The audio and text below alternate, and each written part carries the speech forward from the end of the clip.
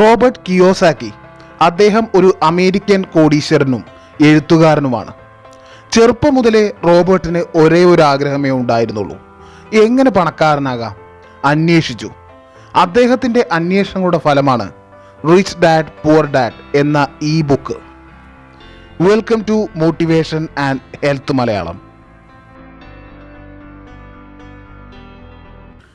റോബർട്ടിന് എപ്പോഴും സംശയമാണ്, എന്തുകൊണ്ട് പണക്കാരൻ വീണ്ടും പണക്കാരനാകുന്നു, ദരിദ്രൻ വീണ്ടും ദരിദ്രനാകുന്നു. റോബർട്ട് പറയുന്നു, അദ്ദേഹത്തിന് 2 പിതാക്കന്മാരാണുള്ളത്. ഒന്ന് അദ്ദേഹത്തിൻ്റെ സ്വന്തം പിതാവ്, മറ്റത് സുഹൃത്തിൻ്റെ പിതാവ്. സ്വന്തം പിതാവിൻ്റെ വിദ്യാഭ്യാസം PhD ആണ്. അദ്ദേഹത്തിന് പണമിടപാടുകൾ എന്ന് കേട്ടാലേ ദേഷ്യം. ക്രെഡിറ്റ് കാർഡ് ബില്ല് പോലും കടമായാണ് മരിച്ചുപോയത്. എന്നാൽ സുഹൃത്തിൻ്റെ പിതാവ് അഥവാ റിച്ച് ഡാഡ്, അദ്ദേഹത്തിൻ്റെ വിദ്യാഭ്യാസം 8ാം ക്ലാസ് വരെ മാത്രം.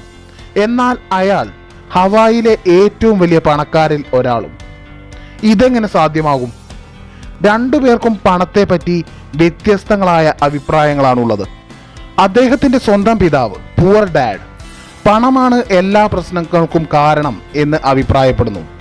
പണത്തിൽ ശ്രദ്ധ ചെലുത്തരുത്. എന്നാൽ റിച്ച് ഡാഡിന് പണമില്ലായ്മയാണ് എല്ലാ പ്രശ്നങ്ങൾക്കും കാരണം എന്ന അഭിപ്രായവും. എന്തുകൊണ്ട് വലിയ ഡോക്ടർമാർ പോലും ലാക്ക് ഓഫ് ഫിനാൻഷ്യൽ ഇൻ്റലിജൻസ് കാരണം പണമിടപാടുകളിൽ കഷ്ടപ്പെടുന്നു? അവർ ആ പ്രശ്നങ്ങളിൽ റിലേറ്റീവിനെയോ ഗവൺമെൻറ്റിനെയോ കുറ്റം പറയുകയും ഡിപ്പെൻഡ് ചെയ്യുകയും ചെയ്യുന്നു. കാരണം എങ്ങനെ പണം മാനേജ് ചെയ്യണം എന്നത് ഒരു സ്കൂളുകളിലും അവർക്കാരും പഠിപ്പിച്ചു കൊടുക്കുന്നില്ല. ഒരു പ്രൊഡക്റ്റ് വാങ്ങുമ്പോൾ അത് തന്നെ കൊണ്ട് വാങ്ങാൻ സാധിക്കില്ല എന്ന് ചിന്തിക്കുന്നു പുവർ ഡാഡ്. എങ്ങനെ അത് തന്നെ കൊണ്ട് വാങ്ങാം എന്ന് ചിന്തിക്കുന്നു റിച്ച് ഡാഡ്. അദ്ദേഹം പറയുന്നു, അത് വാങ്ങാൻ സാധിച്ചില്ലെങ്കിലും തൻ്റെ തലച്ചോറിന് അത് നല്ലൊരു വ്യായാമമാകും, എങ്ങനെ വാങ്ങാം എന്ന ഈ ചിന്ത. 2 പേരും നന്നായി പഠിക്കണം എന്ന് പറയുന്നുണ്ട്.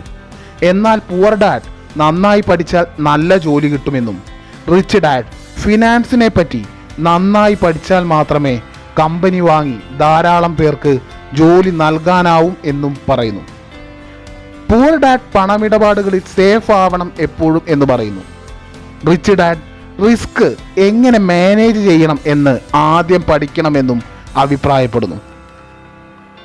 പുവർ ഡാഡ് മറ്റുള്ളവർ സൗജന്യമായി നൽകുന്ന മെഡിക്ലെയിം, ബോണസ്, സമ്മാനങ്ങൾ തുടങ്ങിയവയിൽ ആനന്ദിക്കുന്നു. എന്നാൽ റിച്ച് ഡാഡ് സ്വയം പര്യാപ്തമായ ഫിനാൻഷ്യൽ പ്രോഫിറ്റുകളെക്കുറിച്ച് മാത്രം ചിന്തിക്കുന്നു. പുവർ ഡാഡ് എപ്പോഴും പറയുന്നു, പ്രൊഫഷണൽ വിദ്യാഭ്യാസമാണ് ഏറ്റവും നല്ല ഓപ്ഷൻ എന്ന്. എന്നാൽ റിച്ച് ഡാഡ് പറയുന്നു, തൻ്റെ ഓഹരികൾ താഴുമ്പോഴും താൻ കൂടുതൽ പഠിച്ച് കൂടുതൽ അറിവ് നേടി വീണ്ടും പുതിയ വലിയ കോടീശ്വരനായി മാറുമെന്ന ശുഭാപ്തി വിശ്വാസം ഉൾക്കൊള്ളുന്നു. റിച്ച് ഡാഡ് പറയുന്നു, ലോട്ടറി അടിക്കുന്നവർ, സ്പോർട്സ് പേഴ്സൺ, ഇവരെല്ലാം പെട്ടെന്ന് പണക്കാരനാകുന്നു, അതുപോലെ തന്നെ പെട്ടെന്ന് തന്നെ ദരിദ്രനുമാകുന്നു. കാരണം ഇവർക്ക് ഫിനാൻഷ്യൽ ഇൻ്റലിജൻസ് ഇല്ലാത്തതാണ് കാരണം. അതിനുവേണ്ടി പഠിക്കുക. പണം എന്ന വാക്കുള്ള എല്ലാ പുസ്തകവും പഠിച്ചുകൊണ്ടേയിരിക്കുക. നിങ്ങളുടെ അറിവാണ് പണം. മറ്റുള്ളവർക്ക് ജോലി ചെയ്യുന്നവർ ഉണരുക, ജോലി ചെയ്യുക, ബില്ലടയ്ക്കുക എന്ന ക്യാറ്റ് റേസിൽ നിന്നും പുറത്തു വരില്ല. അവർ ബില്ലടയ്ക്കണം, EMI അടയ്ക്കണം, ബോസിൻ്റെ നല്ല പേര് വാങ്ങണം എന്ന ഭയം കൊണ്ടും ഇമോഷണൽ കാരണങ്ങൾ കൊണ്ടും ജോലി ചെയ്തുകൊണ്ടേയിരിക്കുന്നു. പണക്കാരനാവുക എന്നാൽ മരം നടുന്ന പോലെയാണ്. നിത്യവും വെള്ളവും വളവും നൽകി കാത്തിരുന്നാൽ പണമാകുന്ന തണൽ അത് നമുക്ക് നൽകും റിച്ച് എന്ന പദം.